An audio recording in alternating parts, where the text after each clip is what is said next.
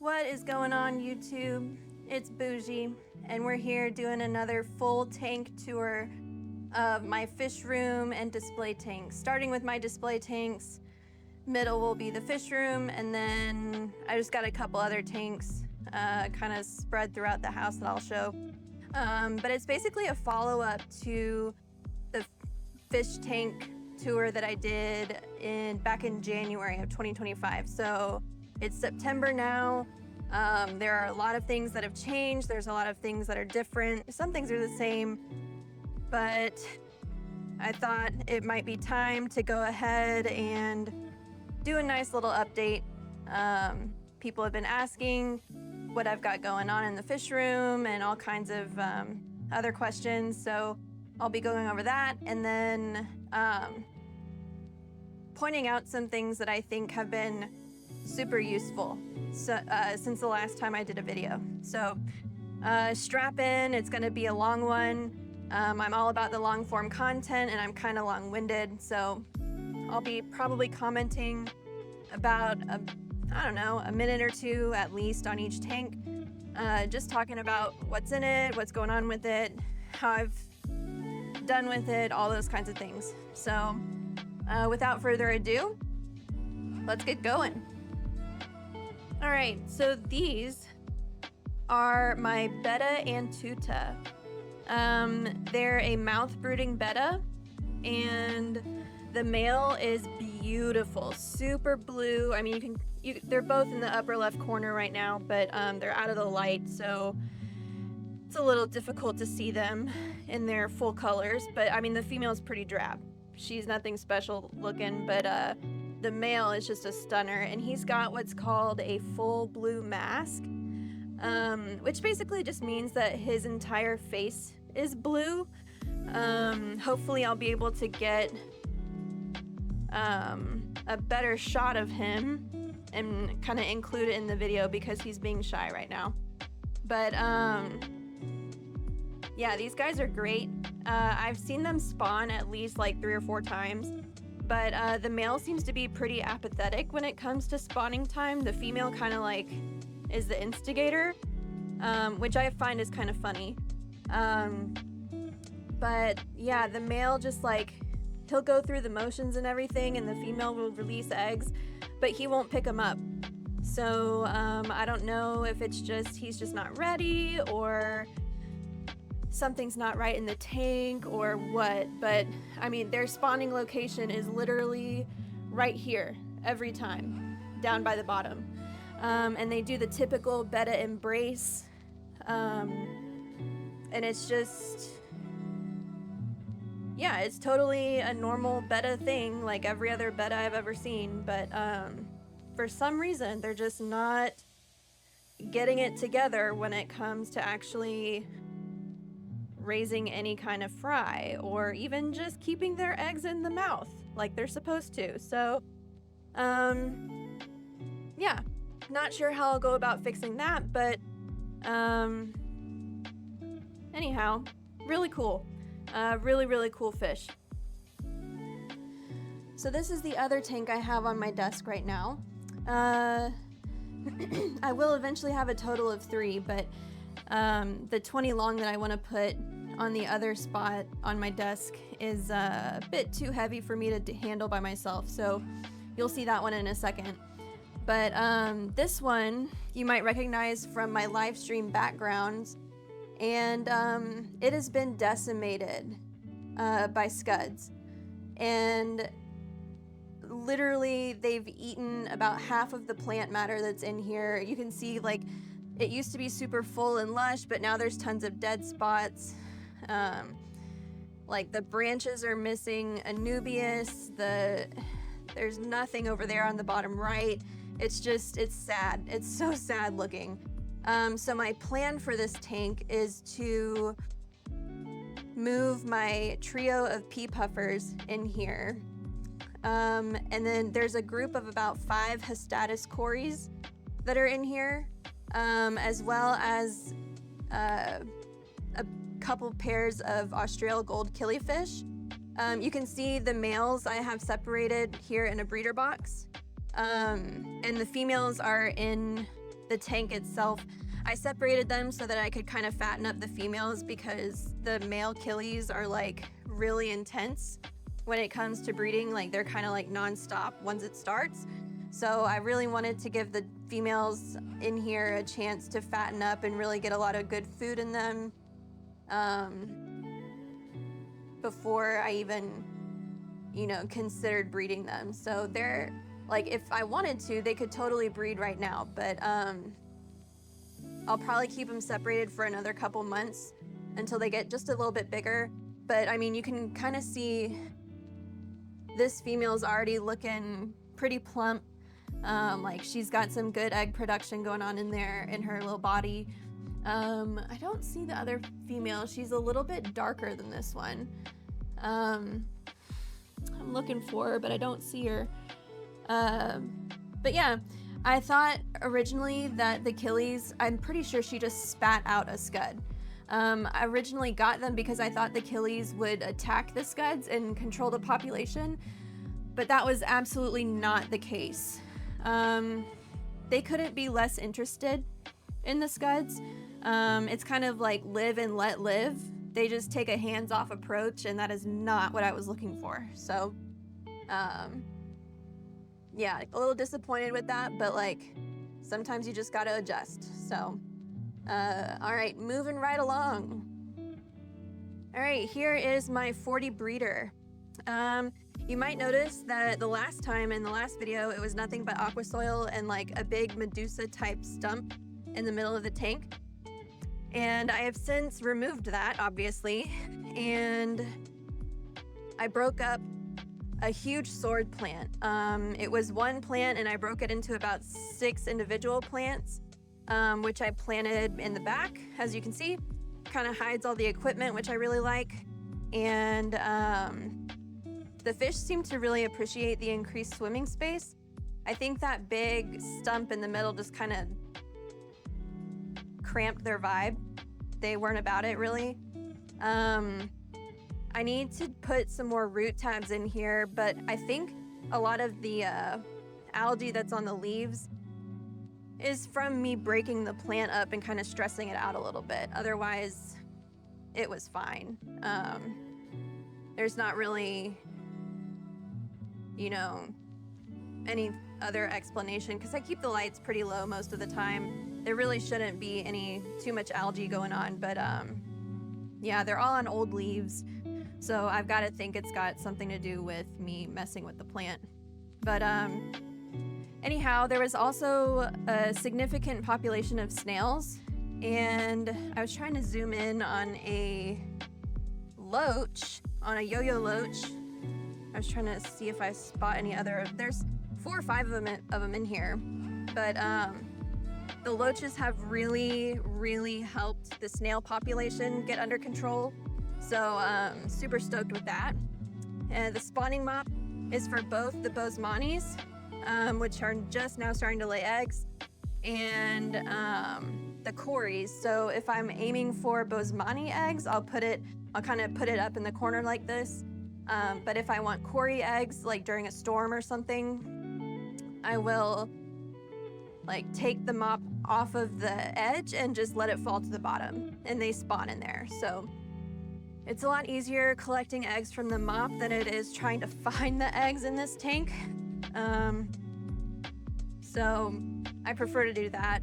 And the tank is looking still a little tannin-y. I just put some driftwood in there, so that's probably why.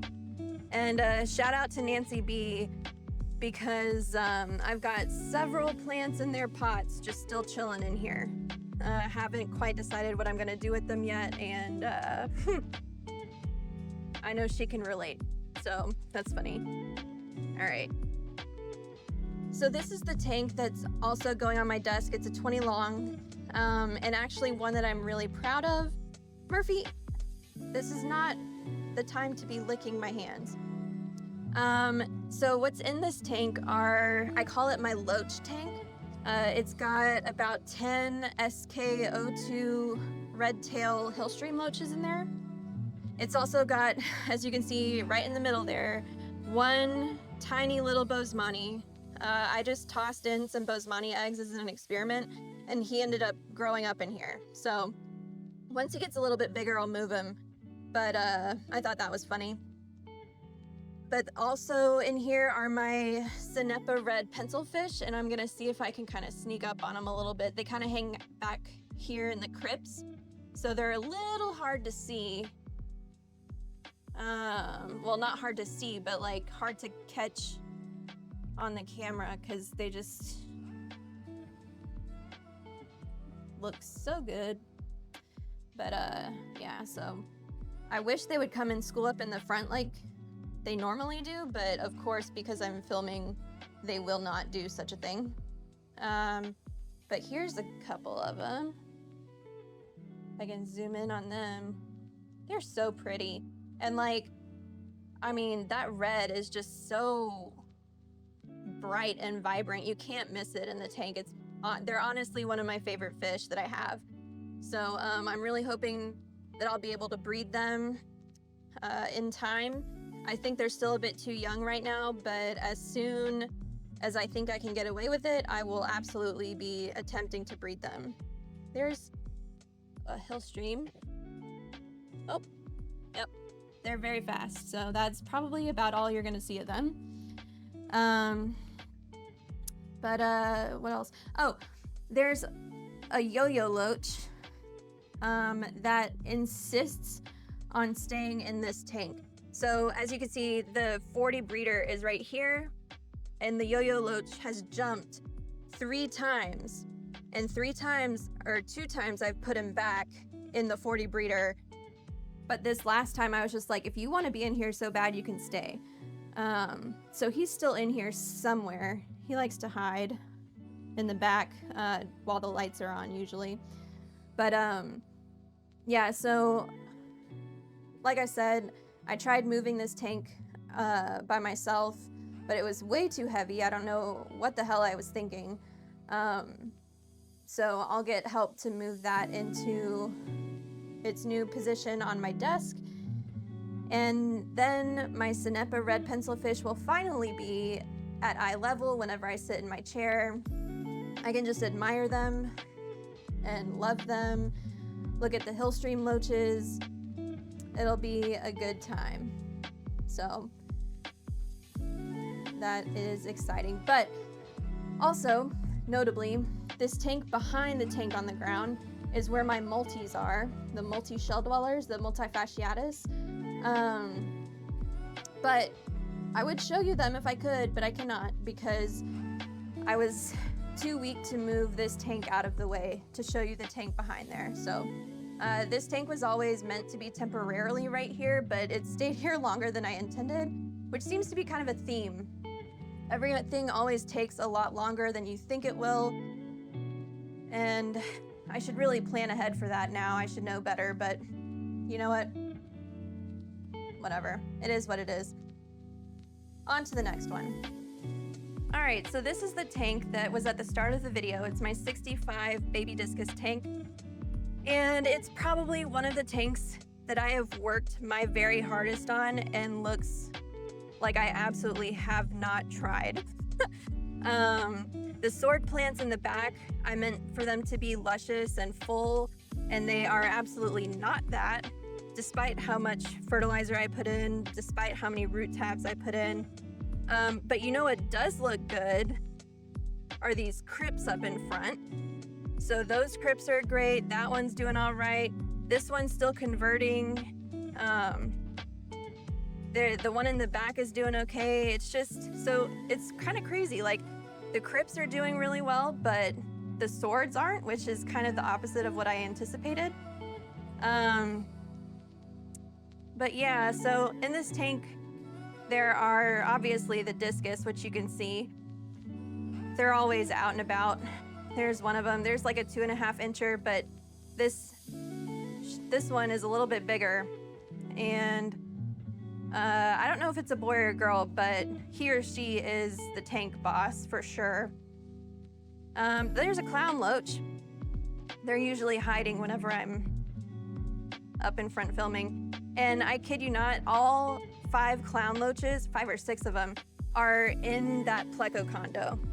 They live to squeeze their fat little bodies into that pleco hide. So I guess I should have gotten them their own condo, but yeah, so whatever works. And in addition to those, what else is in that tank? Some L66 plecos, about 5 or 6 of them as well. So it's just a nice little community tank, one that I hope will get to be more lush at some point with plants. And at this point, I'm just gonna go hard with the crypts. Because like I said, the swords are just, I don't know if it's the temperatures, I don't know if it's the pH or what, but the swords are just not doing what I wanted. So yeah, all right, moving on. So this is my 20-gallon snow white bristlenose breeding tank. And in this bottom corner right here is where the purple coolie loaches reside. There's a random guppy that I didn't catch out. There's also some teacup platies in here that I also failed to catch out. I don't see, let's see if we can come around here. Obviously it's green water, which I've been using to experiment with, and I'm not upset about the green water. I actually use it a lot in the fish room, especially for breeding small fish like the rainbows and rice fish and, you know, other nano fish. But it's only been green water for, I don't know, less than a week. So, and I've got UV sterilizers that I can use to fix the green water if I want to, but I don't want to. I think it's actually really useful and kind of convenient. So, yeah. I wish you could see the snow whites, but they're just, no, I'm trying to see. Sometimes they'll come around here. There's a female hanging off the, hang on back, right there. The male's probably caved up somewhere, so I saw him earlier. But yeah. There's actually 2 little snow white babies in here as well, so I know that they're capable of spawning. They're not as prolific as my super reds, but you know, just chugging along. So at least I know they're breeding now. And yeah, so next stop will be the fish room. All right, well, it looks like a hot mess because it's still a work in progress. Down here there's a bunch of lights that I'm working on. You can kind of see I've started to kind of do the wiring connections right here on the pegboard for this rack on the left, and then there's rack number 2 on the right, and then I recently got my workbench installed with the 2 tanks on top, and then the 5 tanks below on a dunnage rack with storage underneath. So pretty stoked about that. Let's see, I've got my dehumidifier and a Brute 20-gallon trash can right in the middle. And I guess I will start with this tank right here. And I'll go around in a circle and kind of explain what's going on. All right, this is probably my favorite 20-gallon long that's in the fish room. It's obviously planted, full of fish. There's a ton, I wanna say close to like 80 or so green neons in this tank with 6 or 7 rainbow shiners that are still growing up, and about 5 albino stir-by cories, and I think there's a few pygmy cories in there as well. So one of the things that I really like about this tank is it's one of the only tanks that I've gotten this, what is it called? Ladernia rotundifolia watermelon. I think that's what it's called. I know it starts with an L and it has watermelon in it. But it's really nice. I've got some plants hanging off the side of it. I mean, the green neons have just gotten to the point where they're not like completely afraid when I walk by, so that's always nice. There's an albino stirby. Those are really cool, and I really enjoy them. And I hope to breed them, but they're still a bit small right now, so. That's kind of a theme in my fish room right now, is everything's kind of still on the up and up in terms of growing. But love that carnivorous plant. It's a St. Goya, I want to say pitcher plant, but pitcher plant isn't correct. It's, I don't know, it'll come to me. But up here on the workbench, we've got my leopard frog reverse trio colony that I got from Ross. Let me see if I can maybe turn this light off so I can get some better, without quite as much glare. Here is, it looks like two of the males that are right there. No? Okay, so on the right, that's caved up. So there's a male and a female in there. You can kind of see the female's tail. The male's got her trapped, and then on the left is another male. So how exciting. Glad I was able to catch that on camera. How cool. But yeah, so, and then next to the leopard frog tank, we have my zebra grow out tank with about 60 not green neons, these are just neon tetras, to serve as ditherfish, with a bunch of yellow shrimp in here, driftwood, and banana leaves for the tannins. I have not moved my my zebras in here yet though, so they're still kind of chilling in their quarantine tank, and I'll get them in here whenever I feel like they're ready. So maybe another couple weeks. All right, directly in front of my zebra tank, I have my next foray into invertebrates, which are crayfish. And these are really cool. So over here on the right, we have my pair of blue dragons. And on the right, the male just molted, so it looks like there's a dead crayfish right here in his little tiny tank. But that's him on the right. He's perfectly fine. But on the left is his molted exoskeleton. So he'll eat that. Not worried about it, but yeah, so he's really cool. This is the female, looking good. It looks like she might molt really soon, actually. You can kind of see like the little white spot on her head. I think it might be about time. And then over here on the left, we have my pink sakura pair. So this is the female. She's nice and pink, looking good. And then the male here is on the left. So he's not quite as colorful, but that's fine. And she'll get more pink once I get her in her tank. She really does have a super nice, like, hot pink color. So I don't think the fact that she's in this pink little tank is doing her any favors on camera, but she's feisty. We like her. And then directly under the workbench, we have 5 fry grow out tanks. They're all 10-gallon tanks. The 2 tanks on the left with the green water, those are rice fish tanks. One has red rice fish in it on the very far left. And then the one right next to it has platinum blue Miyuki rice fish. The middle tank right here that's kind of cloudy right now has, a mix of cories and albino red-capped swordtails. Both stir-by cories and albino cories. So, yeah. Next to them, we have my blueberry snail tank that has teacup platies in it, which will be moving to a 20 shortly.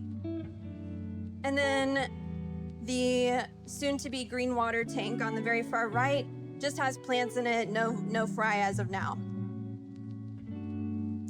All right, so immediately under the rainbow shiner tank and in front of the fry grow out tanks is my black ocelotus shell dweller tank.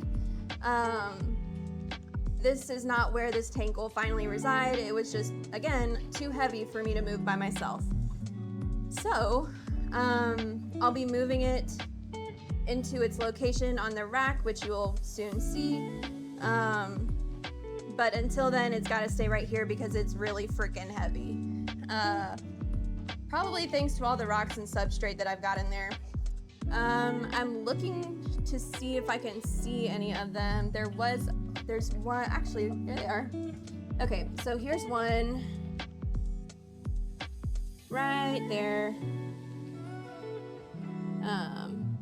Just having a grand old time. And then another towards the back, if it'll focus on, I think that's a female. Not entirely positive, but I've had them for a while and haven't gotten them to breed yet. Either that or they've just eaten all their fry. So I know that there's at least 4 or 5 of them in here. But I like to give them a lot of cover with the hornwort. And also the hornwort keeps the tank from becoming completely overgrown with hair algae, which is super annoying. So, yeah, that's awesome. Oh, and to my right, because it's super convenient, is my pure white line Caridina shrimp, which are also going on the rack soon. I just haven't gotten the chance to move them yet. So you can see these are from, you can see a ton of little babies in there. But these are from the Garden of Eder. These are from Shelby's line of pure white line shrimp. I wish I would have cleaned the glass a little bit better. But there's no light on here right now. So you're just gonna have to see what you can see. But all these little tiny baby shrimp are new. I've got a little aquarium co-op, what is that, like the snail shell, like shrimp and snail block in there, because they needed some food. I didn't have any other option at the time, but they seem to really like it, and it's not changing the parameters way too much, so really dig that. But I'm very excited for all these babies. This is a great sign. And super nice shrimp, so definitely recommend them. So up here on the very top row of the second rack, I have my discus pairs. So the, oops, sorry for the finger. The Blue Moon and Heckle Cross are in the blue tank on the far left. The green teffes are in the middle, which are currently being medicated, so you probably won't be able to see them very well. There's also a bunch of tannins in their water right now because of the medication. And then this is my extra Blue Moon Heckle Cross with a bunch of electric blue rams in this tank. So they're doing all right, but I'll go and get a good look at the Blue Moon Heckle Cross on the pair of them. So just a second. Oh man, so these are my Blue Moon Heckle Cross discus. They actually just spawned. You can see some of the eggs still on the breeding cone, but they fungused over and didn't make it. So that's a shame, but they're super pretty. And I'm really happy with them. And one day I'll get them to successfully have a good spawn, but so far, no dice. I forgot to mention that this discus's name is Paper Plate Steenfot. And if Chelsea or Bob have made it this far into the video, that's Paper Plate. So say hello to your little family member. But anyhow, directly below that, we have a 20 long full of my Praecox rainbows, which have taken care of the majority of the scuds in this tank, which I'm very excited about. So that's pretty awesome. Actually, one second. There we go. I had turned off the big overhead light over on the workbench so that we can hopefully see these a little bit better. Get some of that nice rainbow fish shine. But check out the freaking red neon blue eyes. They are just beautiful, like super vibrant, super saturated. These males were extras. I actually ordered like 10 or 12 of them, and the majority of them were males. And by majority, I mean like 11 out of 12 were male. So that was frustrating because I wanted to breed them. But so I still need some females. But yeah, these evidence of scuds. This is hornwort that has been completely decimated by the scuds. And I've been waiting to put more plants in here until the rainbows kind of take care of the scud population a little bit more. So this tank will be planted in a lot more lush the next time you see it, hopefully, anyway. But yeah, I just can't get over these blue eyes. Like, look at that. It's probably not the best quality, but because of the lighting, but how cool. Yeah, all right, on to the next one. This is my super red long fin bristlenose breeding tank. You can see there are a bunch of tiny little fry. They're probably like 2, possibly 3 weeks old, but probably closer to 2. A bunch of red shrimp in here. And then there's a bigger fry, and then a male in his cave, probably guarding some eggs, if I had to take a guess. But yeah, I know normally I don't keep shrimp in my pleco tanks, but these guys are so dirty and they just don't seem to be bothered by the shrimp, so I don't care. They get what they get. So yeah. I actually have a different pleco cave kind of system because these slate pieces, while they look really cool in my opinion, they're just not quite they're not working out quite like how I had in mind. So gonna be changing that out. Down beneath the bristlenose, we have my blue flame apisto agassiziis. And these guys are just amazing. There's the male right here. He's got a little harem of females. There's one right here. And then just look at him. He's super blue, super pretty. Have I gotten them to spawn yet? Not that I know of, but working on it. And also in this tank are a couple of L471 plecos. I don't see them, of course. So they're always in a cave or hiding or something. So there's no shortage of places to hide in this tank. So I also need to get it painted black because seeing all the way through the tank is not ideal. I don't like that. But yeah, and this is the same row that the black ocellatus are going on. They're going right here. So as soon as I can get some assistance in moving that tank, it will be put in this location. And you can kind of see these 2 spots right here. Once I get my air loop installed, there'll be a 10-gallon tank going here and a 10-gallon tank going here. But for now, it's a reserved spot for air pumps. So we'll get that, and then we'll go down and check out what's on the bottom row of 10-gallon tanks on this rack. So starting off on the far right, we have my colony of CPDs with a Lowe's egg collector tray in there, which they definitely use. And then also I have some Reckless Medaka that are up here on the top. I haven't really gotten them to breed too much, but I haven't really put in much of an effort. So there's that. And then next to them, we have my cluster F of wires and tubes. But this is supposed to be my red neon blue eye breeding tank. But alas, I only have one female in here, and you can probably see her right there. But here is yet another male that's looking fantastic. But just, I need females. Dang it. But they're stunning. Easily some of my favorites, and I can't wait to get them to breed some more. So if you've got any friends with female red neons, I'm in need.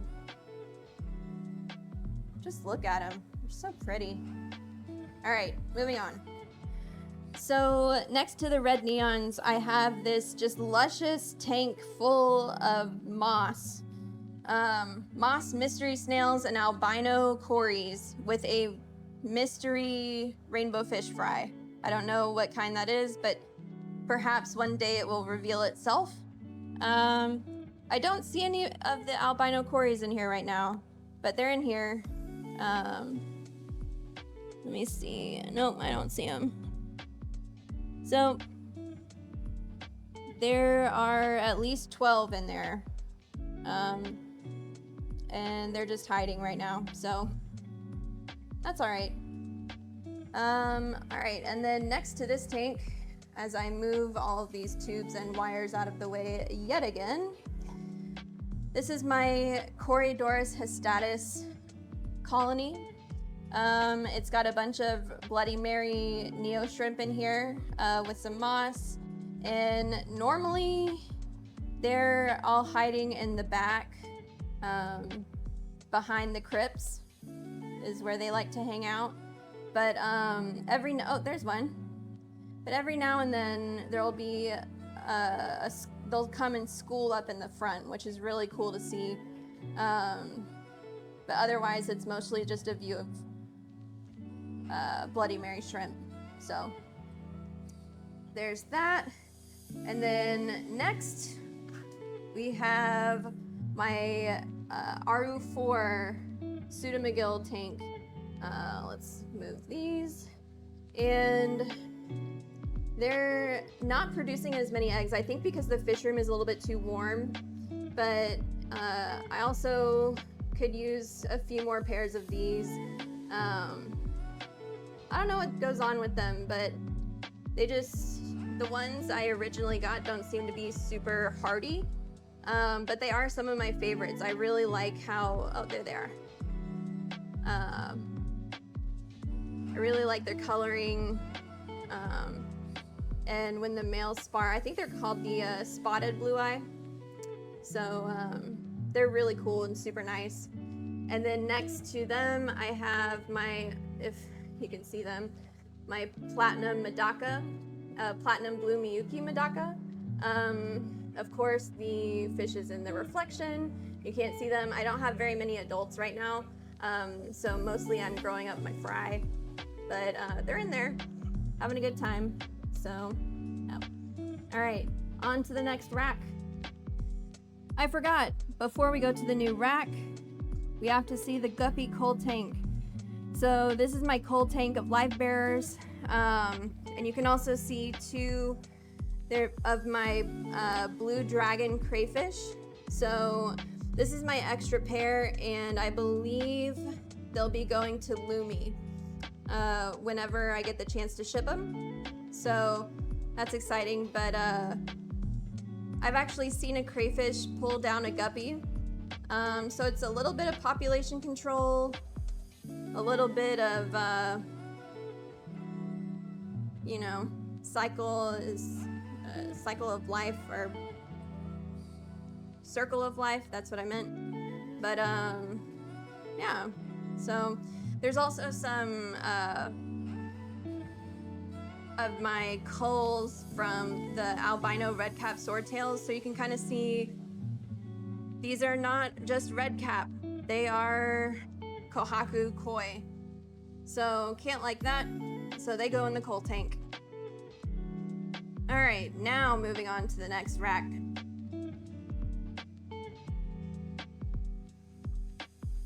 All right, so up top on the left, we've got my platinum pandas. platinum panda angels. These are going to be going to Jody, and there's Mr. Stubbs up front and center pretty much.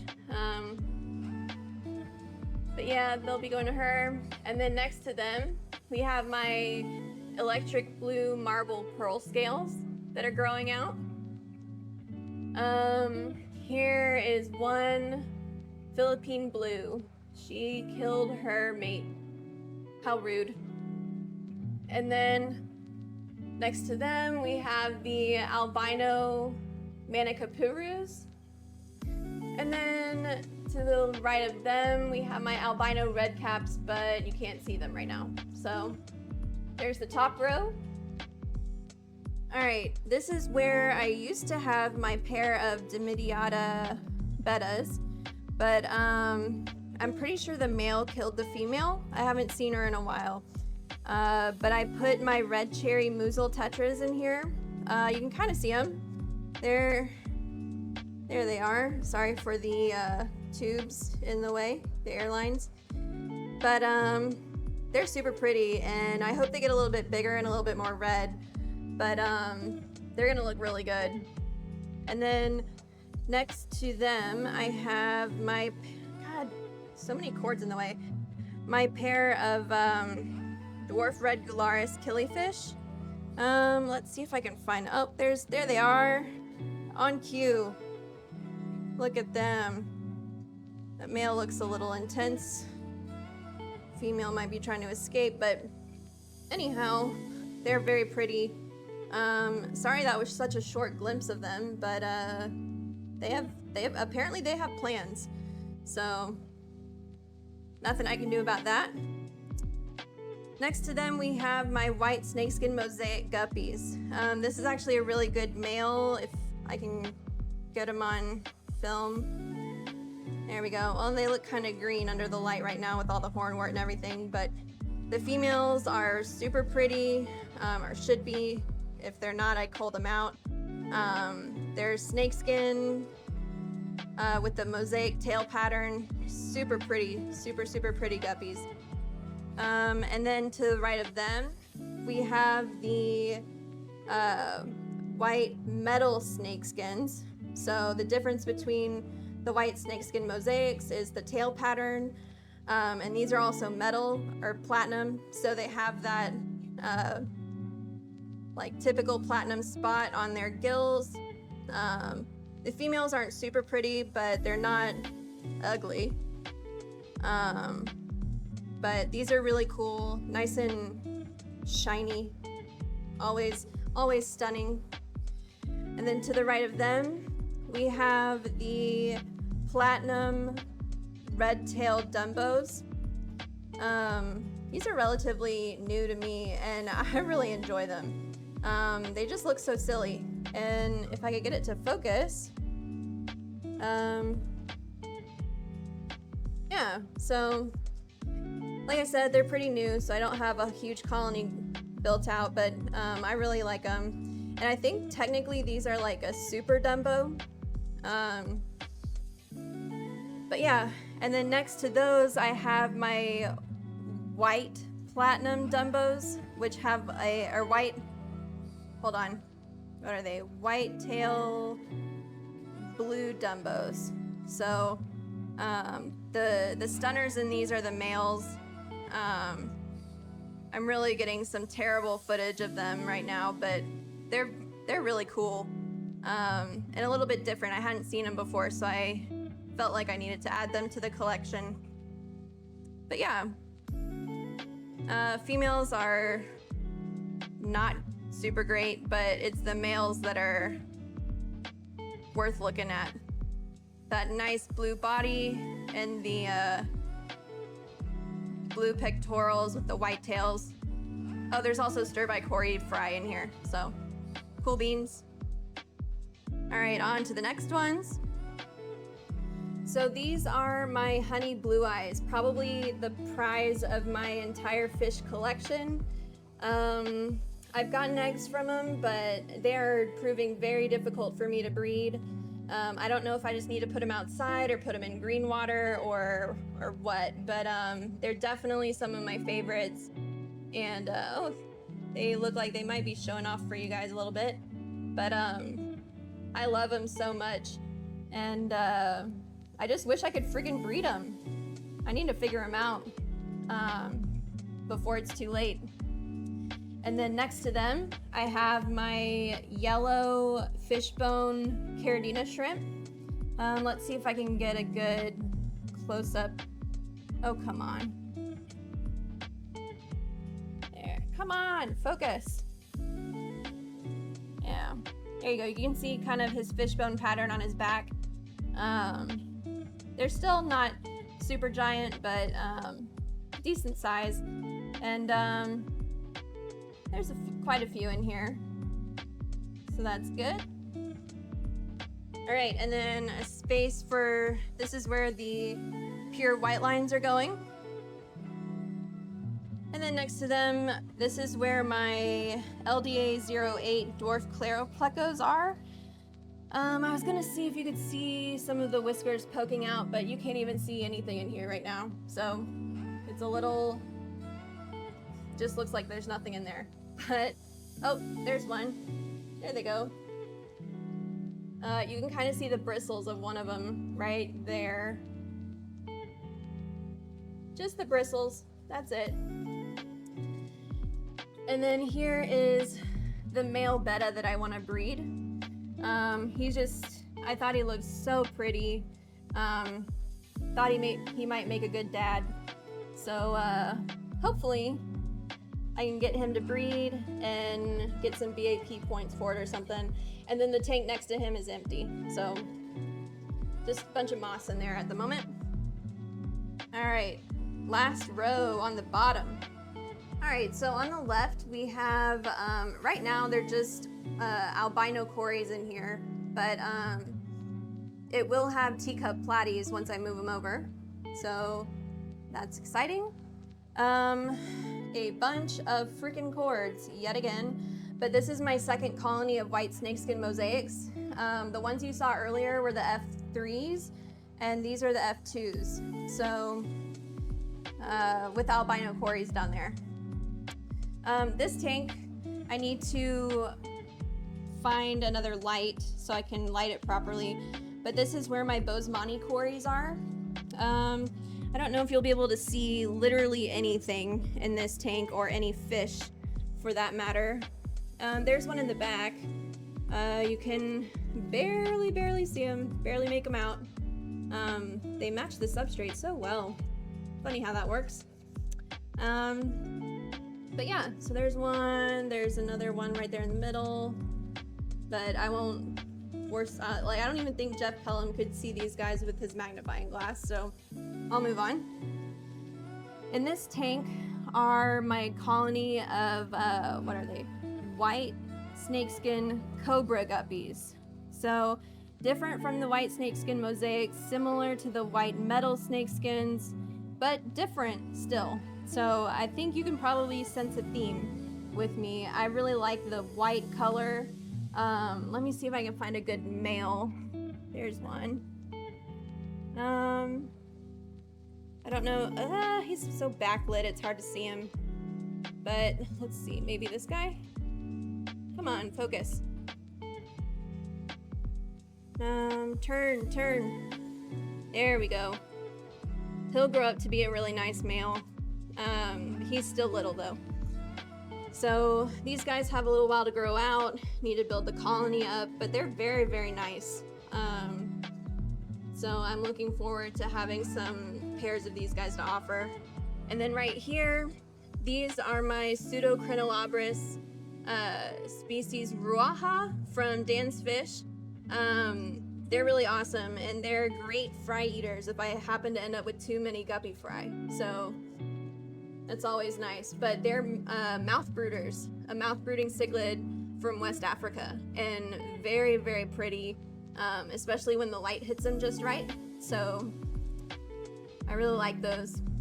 All right, we have officially 3 tanks left. And look at this growing plant, isn't it cute? All right, actually no, we have 4 tanks left, my bad. So let's get them. All right, this is my little group of yellow diamond discus. These guys are super pretty, and I wish I had them in a better setup. This was originally their quarantine tank, but I also keep the zebras in here because they share the same temperatures and can eat some high protein foods and yada yada. So it just ended up working out. But I've got some rice fish as dithers in here. Rice fish are like the perfect dithers for any tank. Almost any parameter they can thrive in, so definitely recommend them. Anyhow, the yellow diamonds right now are a little dark, and I think it's because, I mean, discus are really, I guess, sensitive to their background color. You could kind of see when I showed you the Blue Moon Heckle cross, the one in the far left tank and the one in the far right tank are the same exact, like they're siblings. But one was on a super light background, a light blue background, and you could really see their light colors like the yellows and the blues.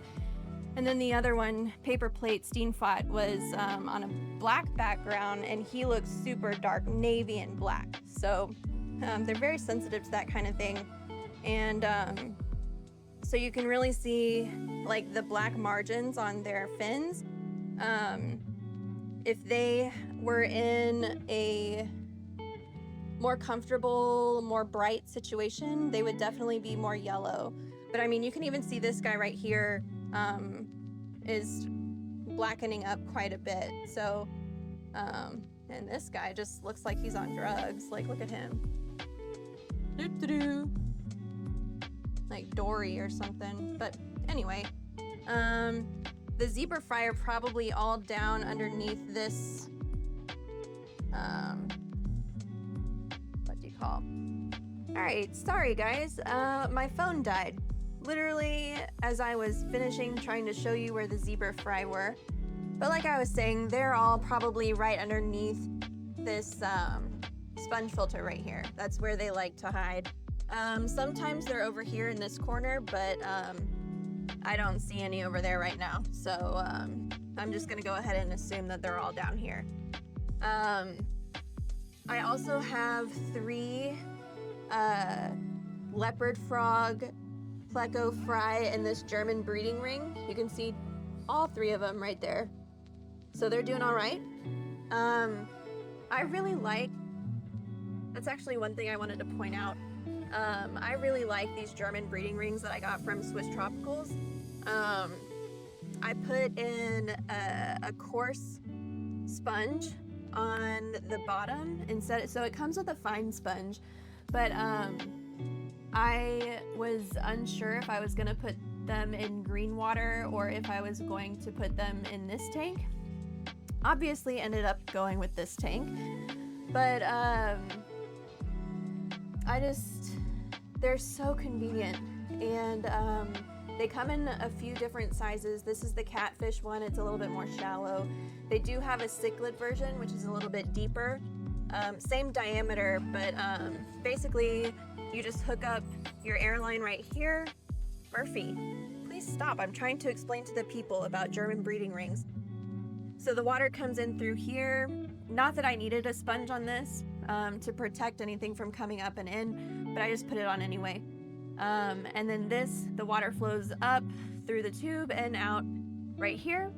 And you can control like the flow coming out the top of this by either the size, the power of the pump that you're using, or by using a like a valve to control the flow. So this is a high flow situation, which isn't at all a concern, because these again are little leopard frog plecos who can deal with the current.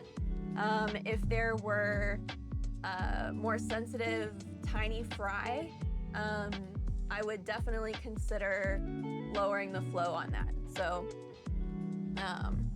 just something worth mentioning. Also this, I wanted to mention earlier, but totally forgot.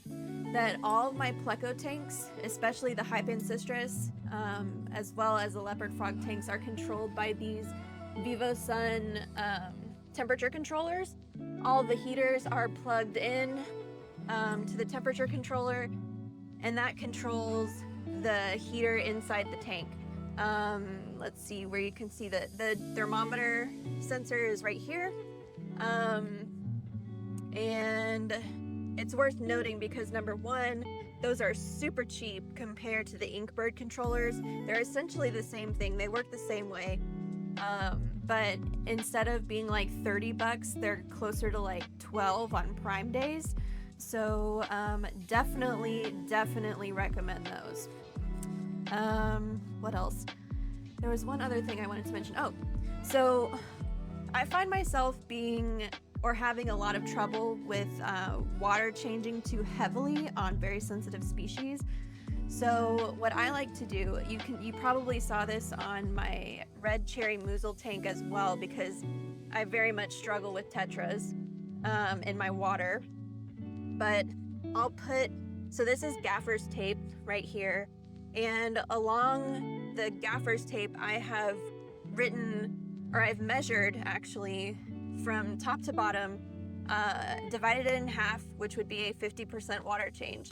I also have 75% marked, 25% marked, and 10% marked, so that I can it's a really good visual for me of how much water that I'm actually changing. Instead of trying to guesstimate how much I'm changing, I can be at least a little bit more accurate and hopefully kill less fish that way. And so far it's really been helpful. So yeah, definitely recommend doing something like that. And I just put it on one side of the tank. It's super easy. I just let the water line drop to the line of how much water I want to change.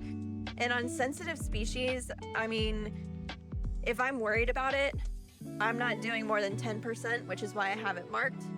25% is usually safe, but even 30% can be too much sometimes. So you just have to be really careful, or at least I do. I don't know if the rest of the world has as much trouble with water changing and their water changing the pH of whatever it is in the tank, but I struggle with that, which is a shame. But I don't know, this just turned into #fishroomconfessions. So all right, on to the last 3 tanks. All right, this is my Neolamprologus caudopunctatus tank. This tank is over a year old now, or just about a year old, a little over a year old. And I made it originally for a contest, and it ended up, turning out really cool, and the original picture of it looked way cooler than it looks now. I've also kind of harvested out some of the subwasser tang that's in there, sent some to Nick of In My Tanks. There's still a bunch in there, so I don't know. I have lots of options of what to do with it, but you can kind of see in some spots there's some really, there's some really struggling buse still in here. It's got a lot of algae on it. It's just not having a good time. I've actually promised some of these fry, these little guys, I've promised them in a trade to Jeff Pelham, but honestly, I have no idea how I'm gonna get them out of here. They are so fast, and I mean, I have no chance of catching the adults. The only way I'm gonna be able to catch the smaller guys is because they're too young and dumb to realize what I'm doing. So hopefully it's not as hard as I think it's gonna be, but yeah, I'm not sure about that. But these are caudopunks, I guess is the slang term for them, but these are Compampa redfin, which is kind of funny because their dorsal definitely looks yellow. I don't even see orange on there, and normally a red color would indicate an orange fish, but yeah, it's a little odd. They really love the tank, the way that it's set up and everything. Like, they love going in and out of the rocks. There's little built-in caves for them. I mean, by design, that's the way I made it on purpose. This little bald part up in front is just really bothersome. Like I said, it looked way cooler before. I'll probably try and pop up a picture of the original design and how I wanted it to look, but yeah, these it's a great tank for them if you never want to be able to catch them. So that's gonna be fun. But otherwise, I love it. I mean, the slate looks really cool. You would probably be able to see more of it if I took more of the subwasser tang out. But yeah, so really enjoy this tank. The fish are fascinating. I'm actually trying to get them to breed again. So maybe that'll happen soon. My local fish store sells quite a few Tanganyikan cichlids, and I would love to be able to give them some more of these. These are really cool. All right, this is my little 5-gallon kitchen tank full of my sun red Medaka. And as you can see, I've got a little hatching station going on. I'm pretty sure my wife hates this, but tolerates it, thankfully. But basically, it's just a little 5-gallon tank with a big planted crypt in it. Let's see. There are some of the sun red Medaka. They're still a little small and still coloring up. But once they get older, they're gonna be a bright, vibrant, saturated orange. So really looking forward to that. Sorry for the reflection. There's not much I can do. We've got a skylight in the kitchen, so the glare is just gonna be bad. I just have to deal. But, oh man, it gets grainy. For shame. But yeah, these are really cool. They'll lay eggs in this spawning mop that I've got in there. I'll collect the eggs and put them in the meth blue solution until they hatch, and as soon as they hatch, I put the fry in here. And let me see if I can possibly find some little eyelashes for you guys. That's how small they are. Like, can you even see that? It looks like a little blur, but there's 1, 2, 3 of them right there, right in the middle of the screen. Very small. So, and I mean, this is green water technically, but it's such a small amount of green water that it looks clear and not even green. So, but it's going, it's good. Normally I have them in a size small acrylic, like critter keeper type of tank that I keep this little mini nano hang on the back on. But I'm using it right now for my crayfish, so they kind of get what they get right now. And we're just gonna have to deal and have to adjust. But as far as rice fish go, these are stunners, not only from the side, but from the top down. I would do a top-down view, but they're a little too far down in the tank to be able to see them clearly. But you can kind of see a little top-down action from the way I've got the camera at right now. But the only thing that I dislike in this tank is the amount of snails that I've got. And I'm not really sure how I'm going to attack that problem yet. But I really like the big, fat crypt that's in here. Gave it lots of root tabs. It's growing nice, and if the spawning mop weren't in there, you would be able to see it in its full glory. It's nice and big. There's also some Bloody Mary shrimp in here, but they're not obnoxious. Like, they're not too prolific. I put them in here to try and take care of, some of the food available for the snails. But as it turns out, I'm pretty sure the Medaka are eating them. And to be honest, I also think that's what happened to my bare-bottomed shrimp. I got some ocean blues from Branton and I put them in my platinum blue Miyuki rice fish tank, and before I knew it, they were just gone. So I think they got eaten, which is such a disappointment. I thought that they would be safe, but it turns out these guys are little predators. So buyer beware. That's the only downside of a rice fish, in my experience, is that they can nom on your shrimp a little bit. So, all right, on to the last one. And the very last tank in the collection is this 20-gallon tank that is sitting in the living room right now that houses my Cichlid rainbow fish. I have a little group of about 4 fish, a couple of pairs. It also has my Adolphoi cories and my Bloody Mary loaches. There's also probably the oldest fish that I have in my fish room, or fish house, fish abode, are this group of, come on, if I can sneak up on them, this group of little ember tetras. They were some of the very first fish I ever got. I thought they were so cute and so small. They are still so cute and so small, but they're, oops, don't mind me, just knocked over a bucket. But yeah, so this tank has gone under so many different variations since its inception. Let's see if he'll color up right here. I don't want to scare him, but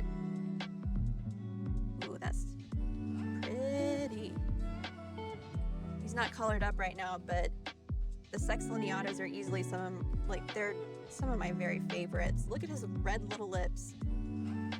So adorable. I love it. But anyway, what I was saying is this tank has gone under so many iterations since its inception. I keep the spawning mop in there for the rainbow fish. I'm pretty sure that the cories are in there eating the eggs, some of the eggs, but I mean, that's fine. They're so prolific that there's plenty of eggs to go around. But I'm gonna try and grow out a group of Cichlid fry just because, if for nothing else, I need to increase their numbers. They're super hard to get. I think they're IUCN species, where they come from in the wild is so difficult and hard to get to, aside from the fact of being super dangerous, that basically we need to keep, the line of what we have going. So I feel like it's the right thing to do to create more and try and spread them around the hobby. I gotta say, this is probably the ugliest planted tank that I have. But I mean, it's more for function than form in this case. The plants really help keep the water clean, which is important for the rainbows. I know I don't intend to keep them in here for long, but while I'm breeding them, I'm absolutely there they are, there's all 4 of them. But while I'm breeding them, I definitely intend to keep them separated, at least until I have a group of fry that I can grow up and, keep in it's more appropriate to keep them in a smaller tank. But yeah, so that's it for all my tanks. I do have several things that I want to show you guys that I want to hit on before I end the video. We've already gone over an hour, I think, so I want to kind of keep it short and sweet, but I think there are some things that are worth showing that you guys might find helpful, or really that I want to document for my own posterity, just to kind of see and keep a log of how I'm doing and what I'm doing in the fish room and with my fish and everything. So bear with me, we're almost done, and let's keep it moving. All right, for those of you wanting an update on the blackworm culture, unfortunately, well, it wasn't unfortunate at the time, but the culture grew so large that I felt like I needed to split it. So I did. And by splitting it, I think I must have like stressed the worms out or something, but I pretty much crashed the culture by splitting it. So would not recommend to do that again. But I mean, that's my best guess of what happened. So that was unfortunate. I don't know how many worms I lost, but like it was literally so sudden. Like I split the culture, and then like a week later, it was nothing. It was just like it gave the leeches the opportunity to take over, and they just like grabbed the opportunity like it was the last thing they were gonna do. So no more blackworm culture for me. I think I'm gonna stick to freeze-dried blackworms for now.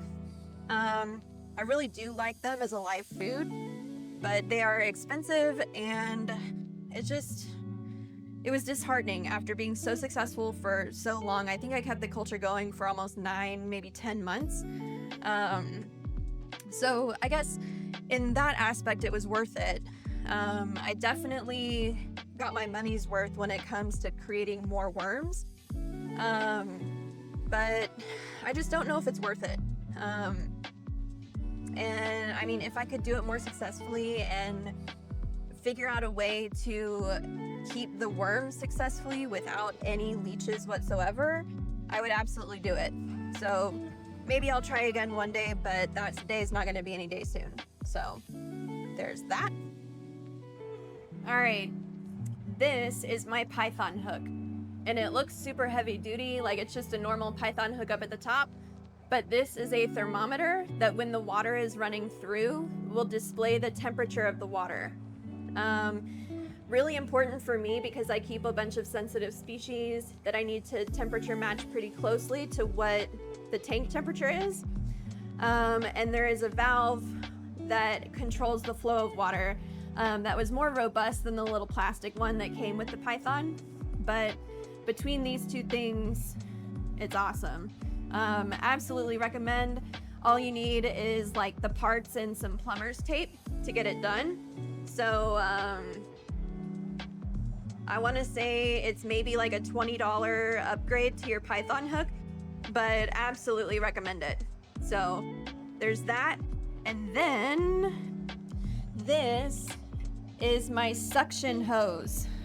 So it's basically just your basic garden hose, but it has this stainless steel, and it's wonky because I stepped on it.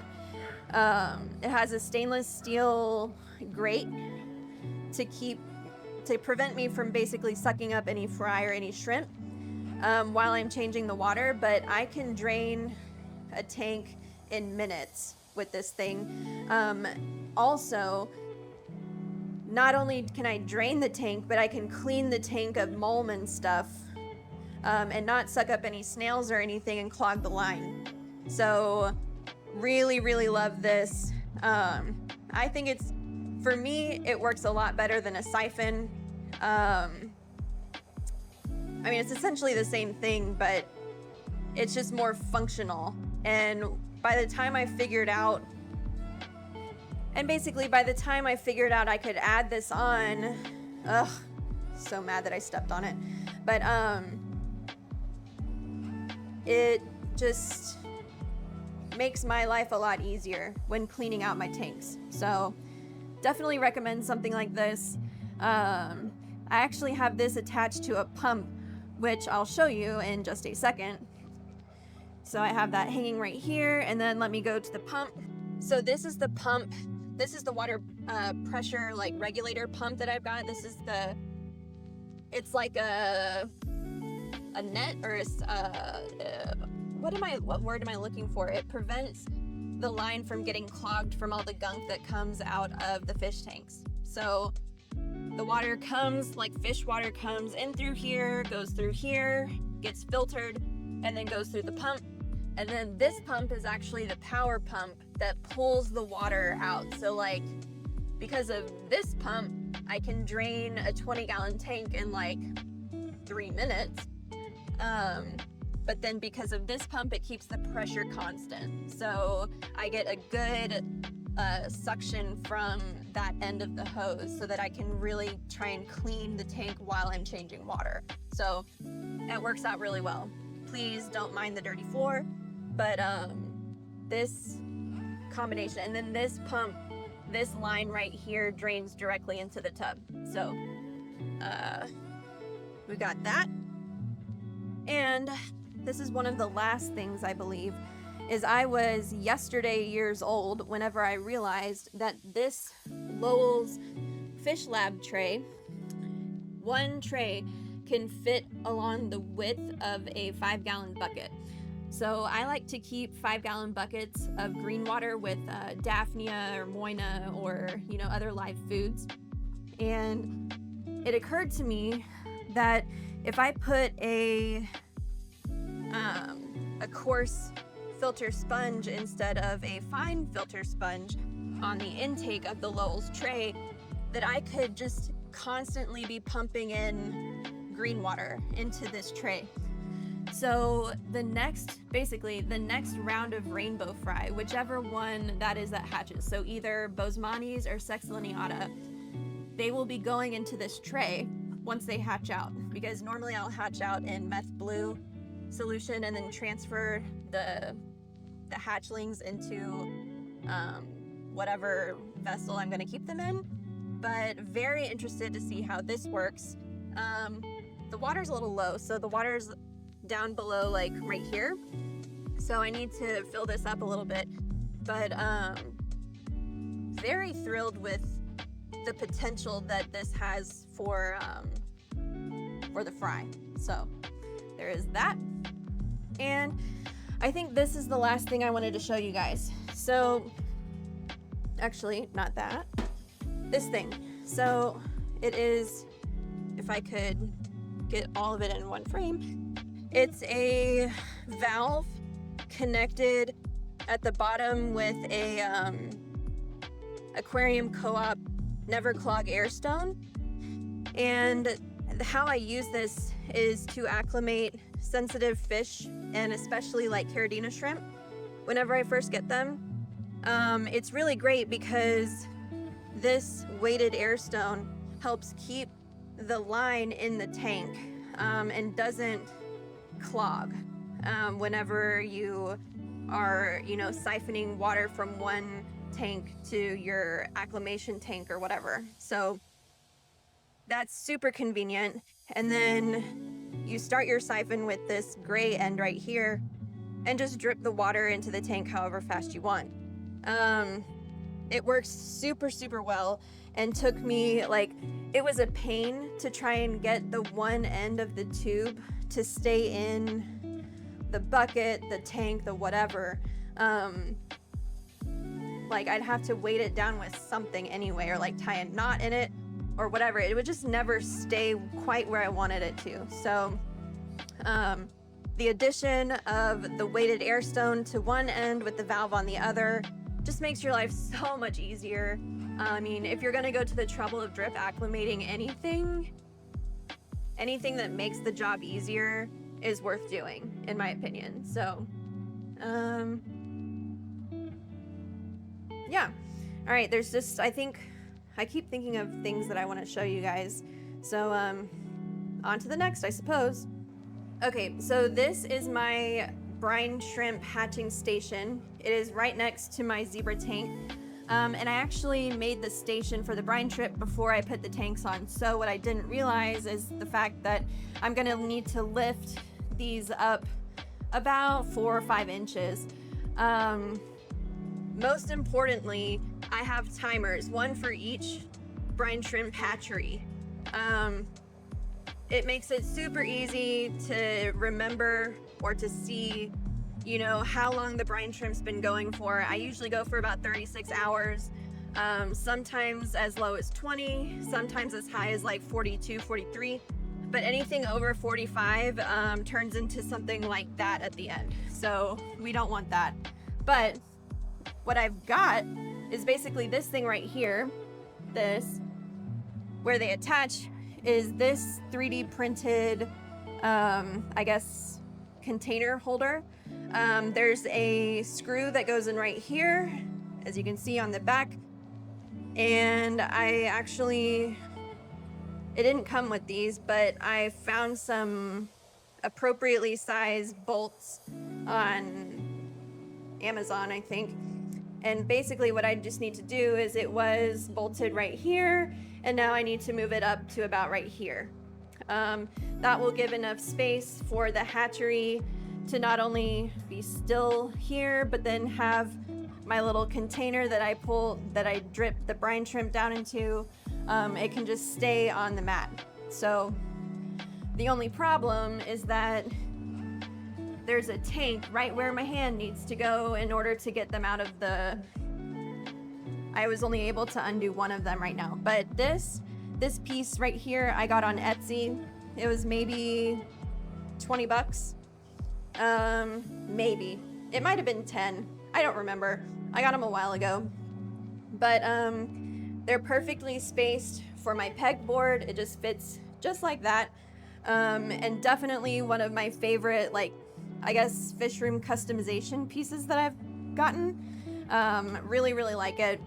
And again, let me emphasize the freaking timers. Because my brain is not reliable. So as long as I remember to start the timer as soon as I start the hatchery, we're golden. One other thing, your fish room can never have too many pairs of scissors, and that is a hill I will die on. It's kind of like having too many nets, like it's just not a thing. But yeah, so there's a scissor hook here. I usually have a pair there. It's honestly one of those things that you're always using, and I never remember to put them back except for this pair. This pair always goes back to where I got it from. So there's like a 2-for-1, if you will. All right, so here is the last thing I think I want to share with you guys. This is technically meant for freezers and refrigerators, but it is a temperature sensor / alarm, and it comes with, or this one came with 2 of these and a little like relay station that connects to your Wi-Fi.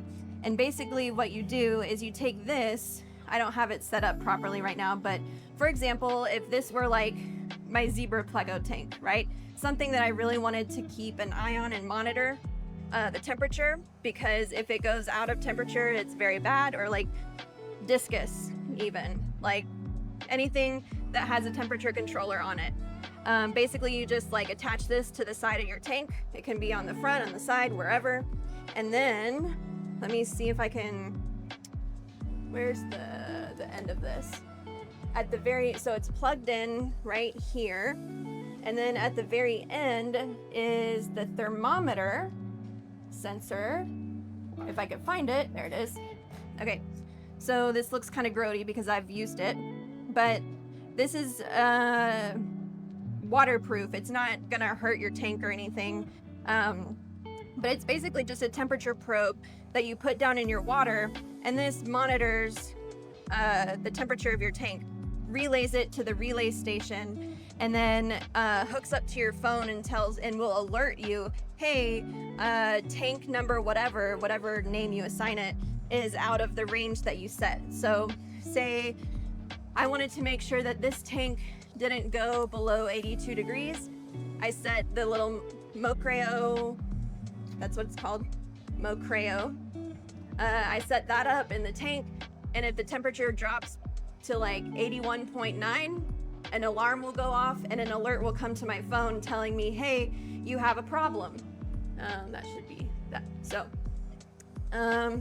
yeah, super, super handy. I just haven't set it up yet for the fish room. I've been busy doing all kinds of other things. So that is probably one of the next important things I'll do on my to-do list. But yeah, so. All right, guys, we're gonna finish this video how we started it. Just looking at this nice little discus 65.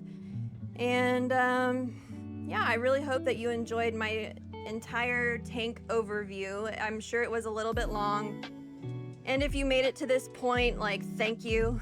Thank you for listening.